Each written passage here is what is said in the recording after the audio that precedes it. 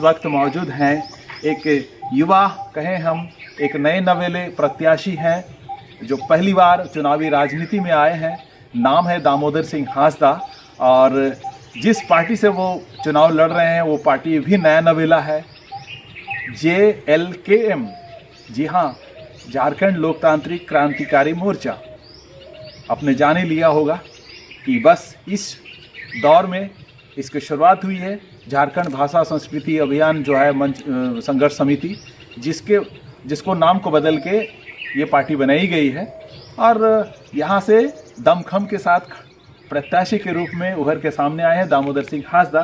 तो इनसे जानेंगे कि क्या सोच इन्होंने बनाई कि अब लगा इनको कि नहीं, संसद में इनकी आवाज़ गूंजनी चाहिए अधिकारों के लिए, हक के लिए। तो आज इस चर्चा में आपका बहुत बहुत स्वागत है दामोदर जी। जोहार आपको। जोहार। तो सबसे पहला सवाल ये होगा कि कितने तैयार हैं आप इस दंगल में? 100% पूरे ताकत के साथ? पूरा ताकत के साथ। क्या सोच बनी आपकी एक सामाजिक कार्यकर्ता से एक बार की छलांग मार के पूरे तौर मतलब चुनावी राजनीति में कदम रखने का? क्या ऐसा आपके मन में आया? असल ये बहुत दुख के साथ कहना पड़ेगा कि आज 20 साल तक जो समाज में सामाजिक हितों को लेकर संघर्षरत रहे हैं, उन लोगों का बात कोई भी राजनीतिक दल, ना ही कोई राजनीतिक पार्टी के लोग जो जिनको हम लोग विधायक और संसद चुनते हैं, उन लोग किसी भी सामाजिक कार्यकर्ता का बात को लोग नहीं सुनते हैं और सदन पर नहीं रखते हैं। अपवाद स्वरूप कोई बात को वहाँ रख देते हैं और लेकिन बाकी कोई बात वैसे जो बड़ा जो समाज के हित में जो काम हो रहे हैं, उन सब चीज़ों को उन लोग सदन पे नहीं रख पाते हैं।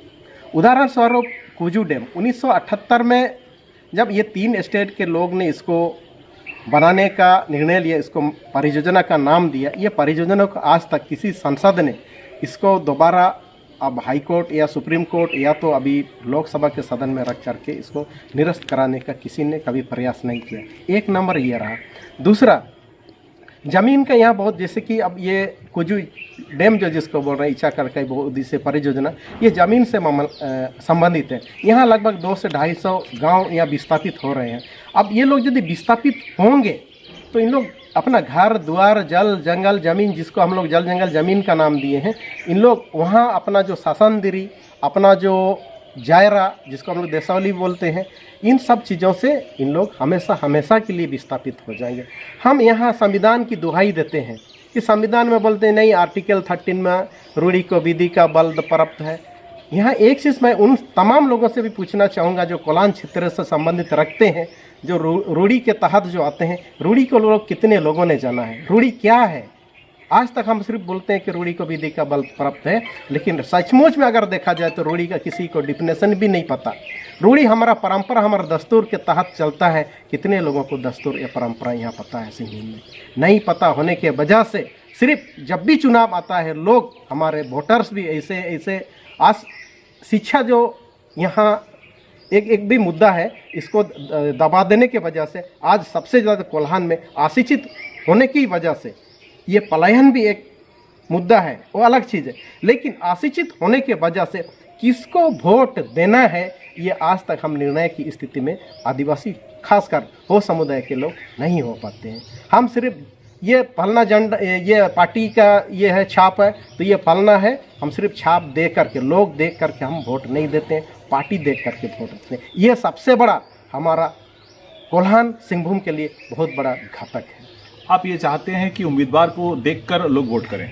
जी हाँ, हम लोग इस बार जो चुनाव में आए हैं, बस ये सब मतदाताओं से, खासकर इस चुनावी दंगल में आज हम लोग आ ही चुके हैं, तो यही बोलना चाहेंगे कि आप लोग जो पार्टी देख करके आप लोग चुनाव में किसी को मतदान मत कीजिए।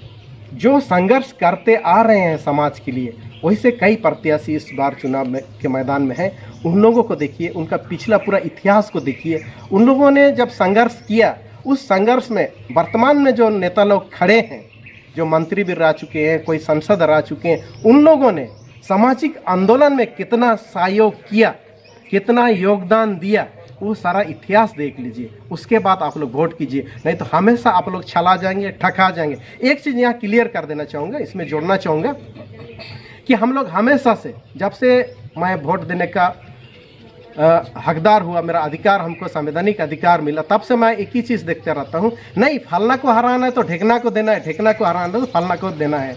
यानी कि आप अगर कांग्रेस को हराना होता है तो बीजेपी को देना होता है, बीजेपी को अगर देना है तो कांग्रेस को हराना होता है, यह तो आपको जेएमएम को देना होता है। लेकिन इन तीनों को आज तक हम लोग देखते आए हैं, इन लोगों ने कोल्हान के लिए क्या किया? आज तक अगर देखा जाए तो कोल्हान के लिए कुछ नहीं किया। हम लोगों ने 20 साल, हमेशा 20 साल की बात करते हैं, 20 साल एक ही चीज़ पे हम लोगों ने आंदोलन किया कि हमारा हो भाषा को 8वीं अनुसूची में शामिल होना चाहिए। क्यों?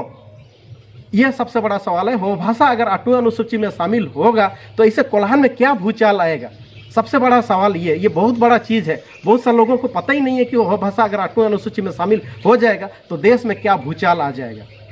इस चीज़ को समझना होगा। अगर हो भाषा 8वीं अनुसूची में शामिल हो जाएगा तो हम सिर्फ झारखंड राज्य में 3 जिले में हम सिर्फ हो भाषा बोलते हैं, पश्चिम सिंहभूम, पूर्वी सिंहभूम और सरायकेला खरसावां, जो कि ये मूल रूप से सिंहभूम का ही एक हिस्सा है।